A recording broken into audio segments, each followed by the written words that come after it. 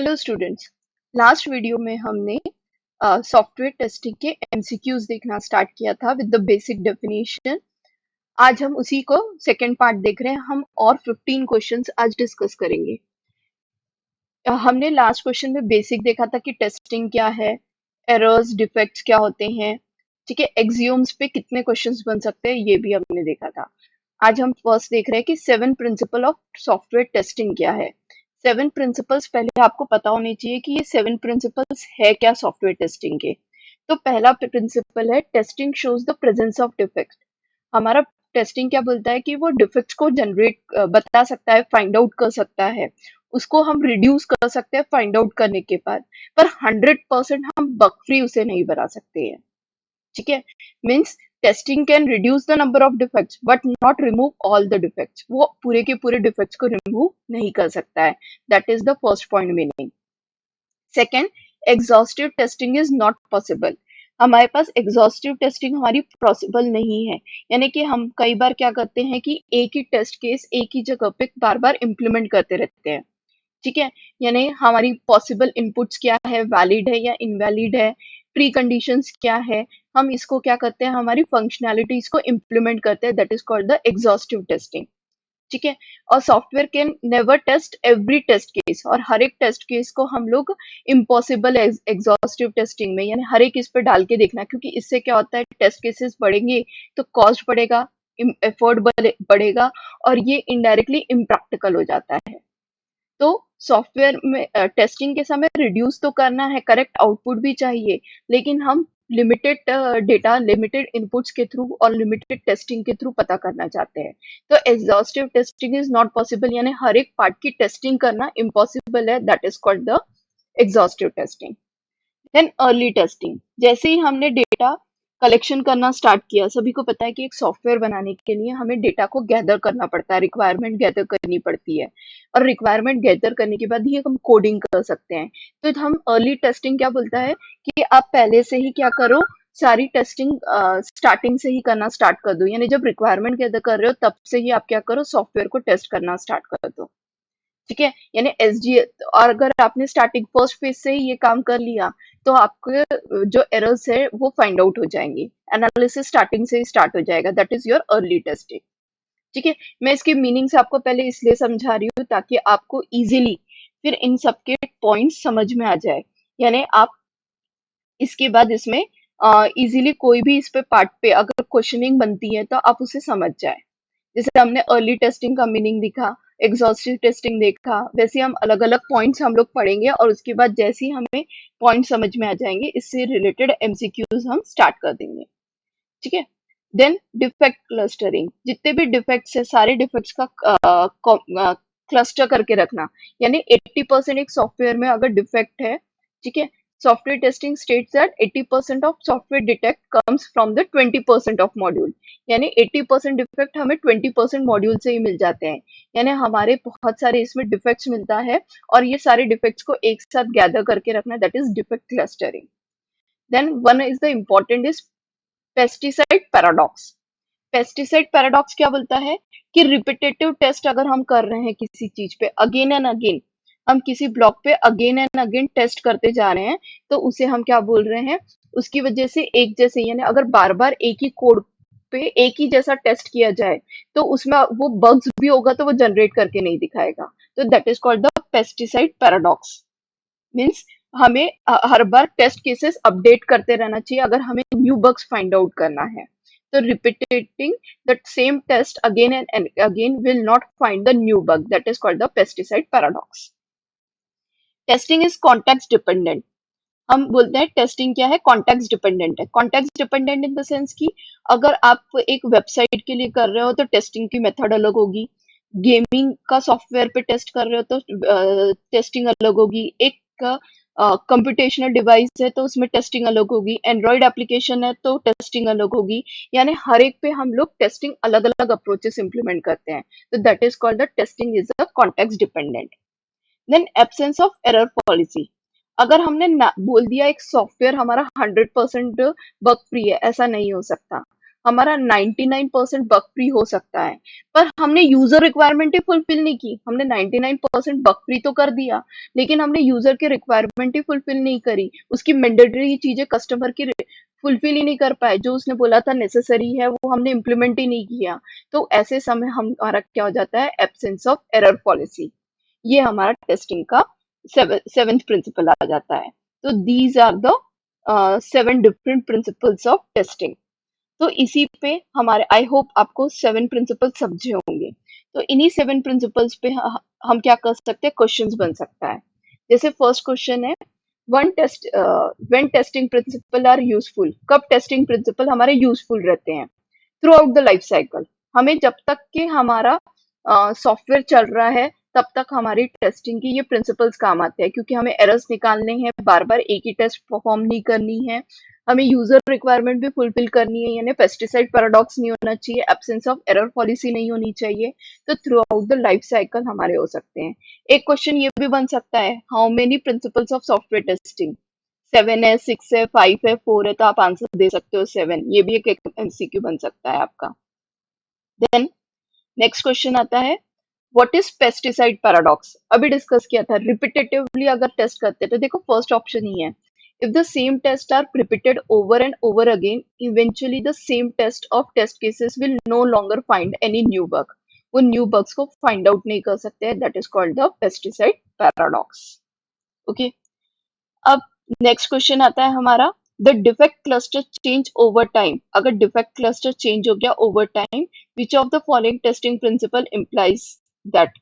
ठीक है, यानी अगेन डिफेक्ट क्लस्टर अगर चेंज हो रहा है हमारा, तो इसका मतलब क्या हो गया, हमारे केसेस हमको चेंज करने पड़ रहे हैं, यानी वो क्या हो गया, पेस्टिसाइड पैराडॉक्स का पार्ट आ गया। ओके, तो अगेन यानी एक ही क्वेश्चन के आप देख सकते हो हम डिफरेंट वे में, पेस्टिसाइड पैराडॉक्स क्या है ये पूछ रहा है, या कभी बोल रहा है कि the defect cluster change over the time, यानी डिफेक्ट क्लस्टर चेंज हो गया ओवर द टाइम, टाइम के साथ हमारे डिफेक्ट्स चेंज होते जा रहे हैं। तो ये भी किसको इम्प्लाइज करता है, कौन से प्रिंसिपल को, पेस्टिसाइड पैराडॉक्स को करता है। देन अर्ली टेस्टिंग क्या हो रही है, हमें स्टार्टिंग फेज से करना है। ठीक है, अगर आप स्टार्टिंग फेज से करते हो तो हमारे लिए लास्ट में डिफेक्ट्स फाइंड आउट करना तो चीप हो जाता है, यानी चीजें क्या हो जाती है, कॉस्टली नहीं जाती है। तो it is cheap to find and easy to fix, और बहुत इजीली हम क्या कर सकते हैं, फिक्स कर सकते हैं, that is your early defects. Then एक क्वेश्चन आता है ऑब्जेक्टिव में, the customer is very cautious about quality of a product.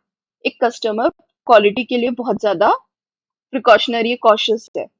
ठीक है, he needs all combination of inputs and precondition to be tested। वो चाहता है सारी preconditions और चेक करे। अभी हमने देखा था ये कहाँ पे आता है, among using which of the following testing principle tester should tell the customer that such kind of testing is not feasible। इसे हम क्या बोलेंगे, हम सारी प्री कंडीशंस देख रहे हैं, इनपुट्स डिसाइड कर ले रहे हैं। ये हमारी क्या थी, एग्जॉस्टिव टेस्टिंग थी, तो इसका आंसर क्या हो गया, एग्जॉस्टिव टेस्टिंग आ गया। अब समझ में आया होगा कि मैंने आपको 7 प्रिंसिपल्स क्यों समझाए हैं इसमें। ओके, तो यानी इन 7 प्रिंसिपल्स पे 7 या 14 डिफरेंट क्वेश्चंस बन सकते हैं, नॉट और यस, यानी ट्रू पार्ट और फॉल्स पार्ट पूछ पूछ के। या ये एक क्वेश्चन इस साइड भी बन सकता है, मैंने कहा था कि कितने टेस्टिंग के प्रिंसिपल्स है, 7 है, 6 है, 5 है।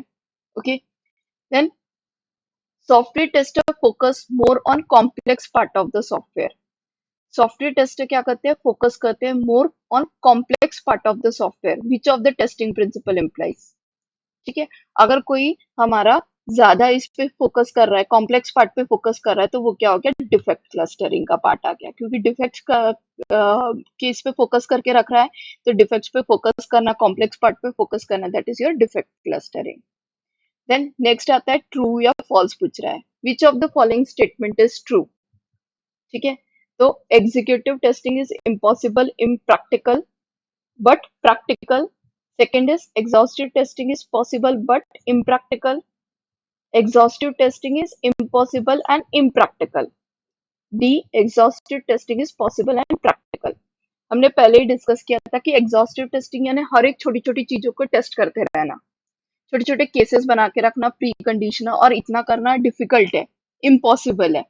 तो इम्पॉसिबल वर्ड तो आना चाहिए, यानी ए या सी में से आंसर है। तो ये प्रैक्टिकल था क्या, फिजिबल था क्या, नहीं, ये इम्प्रैक्टिकल था कि हम एक-एक टेस्ट केसेस नहीं कर सके, पर एग्ज़ॉस्टिव टेस्टिंग पॉसिबल ज़रूर है, ठीक है?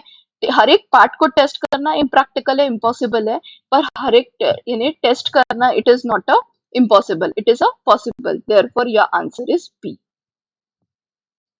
E-commerce software testing follow different approaches then gaming software testing, ठीक है? अब इसका आंसर तो आपको एग्जैक्टली वही मिल गया जो मैंने अभी थोड़ा सा देर पहले ही बताया था एक्सप्लेनेशन में कि ये क्या है हमारा testing is a context dependent, यानी किस टाइप की वेबसाइट है, गेमिंग की है या ई कॉमर्स की है, उसके अकॉर्डिंग हम टेस्टिंग अप्रोचेस अप्लाई कर रहे हैं, तो ये हमारा हो गया testing is a context dependent. I hope आपको समझ में आ रहे होंगे सारे क्वेश्चंस के आंसर। देन नेक्स्ट क्वेश्चन आता है, when can customer says that the quality of the product is too good. कब वो बोलता है, जब उसकी सारी रिक्वायरमेंट फुलफिल होती है। कस्टमर की अगर रिक्वायरमेंट फुलफिल हुई तभी वो बोलेगा कि हमारे प्रोडक्ट की क्वालिटी बेटर बनती जा रही है, ठीक है, बहुत अच्छी है। तो इसके ऑप्शंस हम देखते हैं, वही आते हैं क्या, software meets A defined specification, हाँ स्पेसिफिकेशन आना चाहिए। सॉफ्टवेयर इज टेक्निकली एक्सीलेंट, या सॉफ्टवेयर हैज फ्यू बग्स तो होगा तो वो क्वालिटी कैसी रहेगी। Software fulfils the expectation of customer, अगर कस्टमर की सारी एक्सपेक्टेशंस फुलफिल हो गई यानी क्वालिटी उसकी क्या बन गई, प्रोडक्ट उसका क्या बन गया, बहुत अच्छा बन गया, तो इसका आंसर क्या आएगा, software fulfils the expectation of customers. Okay, then next आता है, all defect results in failure. सारे डिफेक्ट्स फेलियर बन सकते हैं क्या, नहीं, कुछ एक ऐसे डिफेक्ट्स होते हैं जिससे फेलियर हो सकता है, पर सारे डिफेक्ट से नहीं हो सकता है, यानी इसका आंसर क्या रहेगा, फॉल्स। ओके, क्योंकि हमारे कुछ ही डिफेक्ट से हम लोग फेलियर पे पहुंच सकते हैं, हर एक डिफेक्ट से नहीं पहुंच सकते, इसलिए ऑल डिफेक्ट्स पूछा है ट्रू या फॉल्स में, तो ये क्या आ जाता है, फॉल्स। नेक्स्ट क्वेश्चन आता है, in which of the following situation defect will arise. कौन सी सिचुएशन में डिफेक्ट अराइज होता है। मैं आपको कुछ सेकंड्स देती हूँ, आप सोचिए कि इसका आंसर क्या हो सकता है, कि no knowledge of the system, या system is used for wrong way, may have coded wrongly, incorrect setup, या ये सभी के ऑप्शंस की वजह से हमारा आ सकता है, एरर आ सकता है।